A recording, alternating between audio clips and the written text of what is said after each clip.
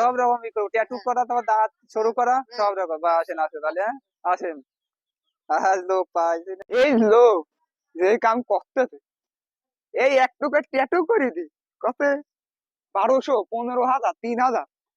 শালা একটা বাট পার দেখি হুজুরের কাছে। আসসালামু আলাইকুম। ওয়ালাইকুম আসসালাম, ভালো যে আছেন? আপনার কাছে তো আসছিলাম, কি বিষয় আছে বলো?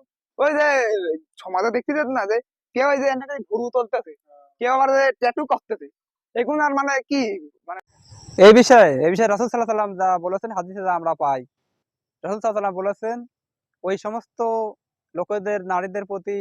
লোকেদের প্রতি লানত, আল্লাহ লানত করেছেন যারা ভুরু আছে, ভুরুর পশম তুলে ফেলে দেয়, এর ব্যাপারে আল্লাহ লানত।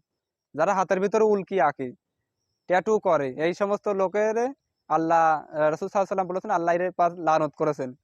তারপর যারা দাঁতকে সরু করে, চিকন বানায়, এর ব্যাপারে আল্লাহ লানত। সমাজে যারা এগুলা করে, এর ব্যাপারে আল্লাহ, রাসূল সাল্লাল্লাহু আলাইহি ওয়াসাল্লাম বলেছেন কঠোর ভাবে আল্লাহ বলেছেন এর ব্যাপারে লানত, এরা জাহান্নামী। এই সমস্ত কাজ থেকে সমস্ত লোকের এটা নিষেধ করা লাগবে, এগুলা কাজ এই শিখলে। বিষয়ে তো জানা যাবে আপনার কাছে আসলে লাগিয়েছিল। ঠিক আছে। তো এই সমাজে তো ওই যে সমাজে একটা লোক আছে, এই মানুষগুলো টেকাটা হারাম, হ্যাঁ। এই টেকা হরা যে কথা, সেও আছে গুনাহগার হবি। এই সমস্ত কাজের থেকে বিরত থাকতে হবে, আচ্ছা হুজুর, সমাজকে তাহলে বলে এখন দেবেন। যান, সময় নেই, একটু হ্যাঁ, যাই, তো যাও। পরে আর আসবো।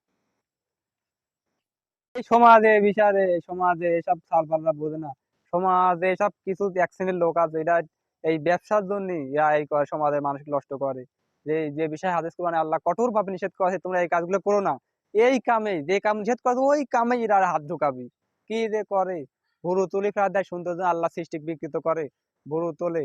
তারপর আছে ট্যাটু আঁকায়, দাঁত আছে অঙ্কন আছে চিকন করে সৌন্দর্যের জন্য। আল্লাহ যা সৌন্দর্য দিয়েছেন, এই সৌন্দর্য আছে সৌন্দর্য, কি এরা বোঝে না, কি করে কি হয়।